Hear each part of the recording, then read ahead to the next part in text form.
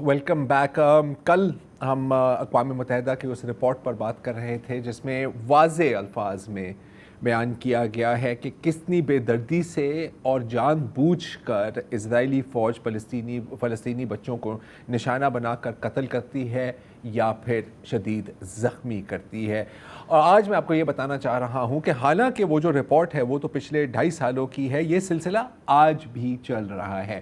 اگر ہم صرف پچھلے 2 ہفتوں کی بات کریں تو کل، اور یہ کل کی بات ہے، کہ اسرائیل نے ایک ایسے بچے کو مارا ہے جس کی ابھی پہلی سالگرہ بھی نہیں آئی تھی. اس بچے کا نام ہے سوار ابو دراز، اور یہ خیموں میں، المواسی کے خیموں میں اپنی ماں کی گود میں تھا جب وہاں پر فائرنگ ہوئی اور یہ نشانہ بن گیا. کل ہی ان کی تدفین ہوئی ہے، اور اس کے ساتھ میں یہ بھی بتاؤں کہ ان کے ساتھ ان کی والدہ بھی شہید ہو گئی. پھر اس کے ساتھ کچھ بچے ہیں، ظاہر ہے کہ جن کبھی کبھی جب نشانہ کچا ہوتا ہے یا وہ پھر کولیٹرل ڈیمیج جسے کہا جاتا ہے وہ بھی بن جاتے ہیں. جیسے یہ بچہ ہے، ان کی عمر صرف 1.5 سال کی ہے اور یہ رو رہا ہے کیونکہ اس کے ہاتھ میں ایک گولی لگی ہے. اگر آپ کے بچے ہیں، ہمارے بچے ہیں، آپ کے بھی ہیں، وہ سب تمہیں پتہ ہے کہ بچہ جب زمین پہ بھی گر جاتا ہے تو کتنا ایک ہٹ پڑتی ہے آپ کو، اور یہاں پر تو بچے کے ہاتھ میں گولی لگی ہے.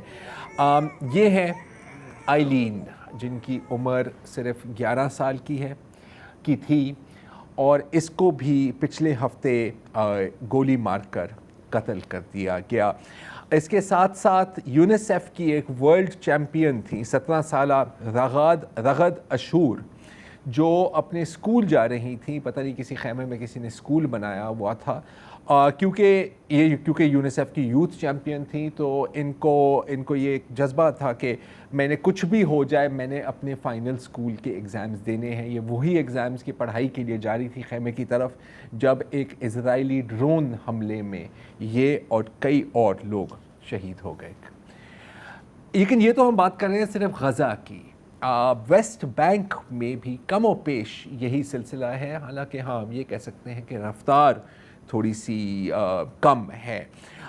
اس بیتسلم ایک اسرائیلی ادارہ ہے، لیکن وہ ہیومن رائٹس پر بہت کام کرتے ہیں اور بالخصوص ان کی نظر ویسٹ بینک اور غزہ پر ہی ہوتی ہے. تو ان کی ابھی ایک رپورٹ آئی ہے منظر عام پر، جس میں وہ ہمیں بتاتے ہیں کہ اگر ہم پچھلے 2 سالوں اور 8 ماہ کی بات کریں، یعنی کہ 7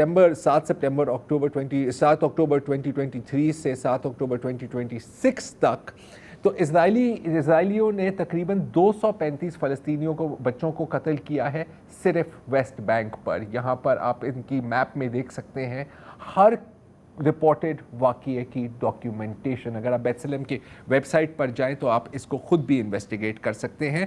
اور اگر ہم صرف 2025 کی بات کریں تو اب تک 55 بچوں اور ٹین ایجرز کو قتل کر دیا ہے. ان کی کئی کہانیاں ہیں، جیسے کہ رضا بشارت اور ان کے بھائی حمزہ بشارت، جو 8 جنوری 2025 کو ایک اپنے گھر کے آنگن میں کھیل رہے تھے باہر، جب ایک اسرائیلی ایئر کرافٹ نے باقاعدہ ان کو نشانہ بنایا، ایک میزائل فائر کی. یہ دونوں موقع پر ہی شہید ہو گئے، اور ان کے جو تیسرے کزن تھے جن کی عمر تھوڑی سی زیادہ تھی، 22 سے 23 سال کی عمر کی تھی، وہ زخمی ہو گیا. اچھا، ان کی ماں گئی اس کو بچانے، تو وہاں پر اسرائیلی فوجی پہنچ گئے، ماں کو پیچھے ہٹایا بندوق کی نوک پر اور کہا کہ نہیں آپ فکر نہ کریں، ہم اس کا علاج کریں گے. پھر جب فیملی والوں کو پیچھے بھیج دیا تو وہ بس وہاں کھڑے رہے، سگریٹ پیتے رہے انتظار میں کہ یہ مر جائیں. بعد میں اسرائیلی فوج نے کہا کہ نہیں یہ تو آئی ای ڈیز پلانٹ کر رہے تھے، یہ دہشت گرد تھے. اور ظاہر ہے کہ اسرائیلی فوجیوں کے خلاف کوئی کارروائی نہیں ہوئی، بلکہ شاید پروموشن ہی مل گئی ہو، کیونکہ یہی کام ہوتے ہیں ان کے. پھر ہیں لیلا الخطیب، جن کی عمر صرف 2 سال کی تھی. وہ اپنی ماں کی گود میں بیٹھے ہوئے تھے اپنے گھر کے اندر، اپنی کچن میں ڈنر ٹیبل پر وہ کھانا کھانے لگے تھے اپنی 2nd فلور اپارٹمنٹ میں، جب اسرائیلی فوج نے اندھا دھند فائرنگ کی اور ان کی سر کے پیچھے ایک گولی لگی اور وہ وہاں موقع پر ہی شہید ہو گئے. جب وہ نیچے پہنچے اور وہ فوجیوں کے سامنے اس نے کہا کہ جی اصل میں غلطی ہو گئی, ہم اپنے بندوق چیک کر رہے تھے, پتہ نہیں کیسے چل گئی. ان کی بھی ظاہر ہے کہ کوئی تحقیقات نہیں ہوئی. اور ہاں اس کے بعد کیونکہ اس وقت وہ زخمی حالت میں تھی, بچے والدین کا خیال تھا کہ شاید یہ بچ جائے, وہاں پر ایمبولینس تو ظاہر ہے کہ موقع پر نہیں تھی, تو وہ کسی اور کی گاڑی میں تقریباً 100-200 میٹر دور بچے کو ڈالا. جیسے ہی وہ گاڑی نکلی تو فوج نے ان کو گھیر لیا اور کہا کہ نہیں اس میں تو دہشت گرد ہیں, جب تک ہمیں اوپر سے آرڈر نہیں ملیں گے ہم اس کو نہیں جانے دیں گے. نہ آرڈر آئے اور نہ بچی کی جان بچی.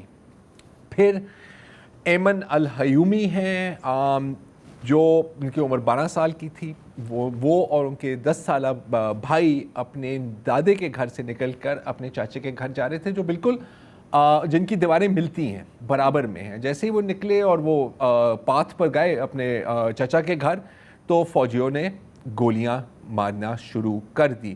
بعد میں جب بیت سلم نے اس کی تحقیقات کی تو انہوں نے کہا کہ وہاں پر کچھ نہیں ہو رہا تھا, شوقیہ گولیاں چلائی ہیں. اور ظاہر ہے اس کیس میں بھی کسی کو انویسٹیگیٹ نہیں کیا.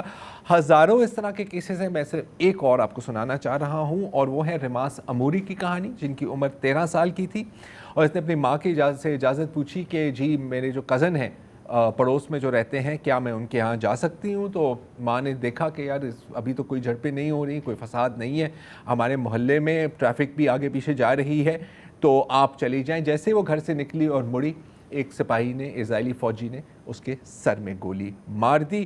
بعد میں اسرائیلی فوج سے جب پوچھا گیا اس نے کہا کہ وہ ہمیں مشکوک لگ رہی تھی اور ہم نے اسے کہا تھا کہ تم رک جاؤ, وہ نہیں رکی تو ہم نے کہا کہ صحیح ہے پھر مار ڈالو, اور مار ڈالا.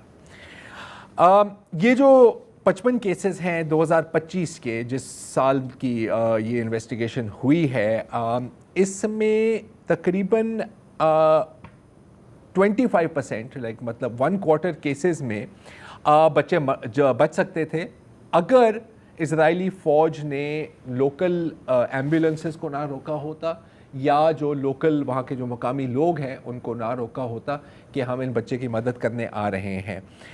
کئی کیسز میں تو اسرائیلی فوج نے باقاعدہ ان لوگوں پر بھی فائرنگ کی جو بچوں کو بچانے آ رہے تھے.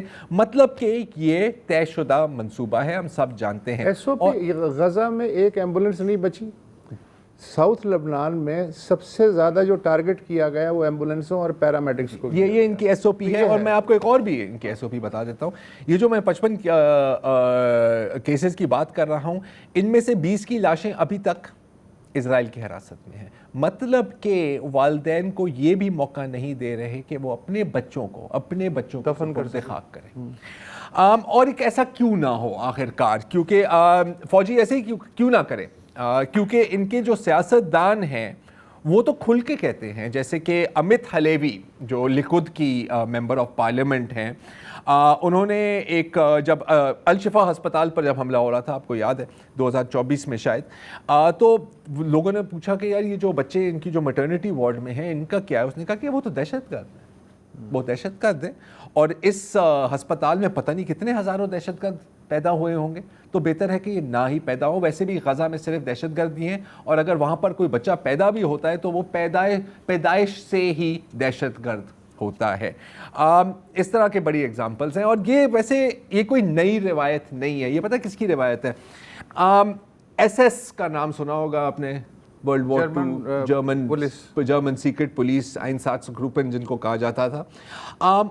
اس کے جو ایک بہت بڑے لیوٹیننٹ تھے, کمانڈر تھے, رائنارڈ ہیڈرک, یہ صاحب رائنارڈ ہیڈرک کو ان لوگوں نے کنٹرول دیا تھا کہ پولینڈ اور جو روس کی جو مقبوضہ علاقے ہیں جہاں پر جرمن فوج داخل ہو گئی تھی, وہاں پر آپ نے جو لوکلز ہیں, سلاوز ہیں, جو ان کو یہ کمی سمجھتے تھے نا, جوز کو, ان کو آپ نے قتل کرنا ہے. تو اس نے خصوصی ہدایت دی تھی اپنے فوجیوں کو یا اپنے قاتلوں کو, آپ جو بھی کہنا چاہیں, کہ جب آپ والدین کو قتل کریں گے نا, کبھی نہ بھولنا کہ آپ نے بچوں کو بھی ساتھ قتل کرنا ہے. کیوں؟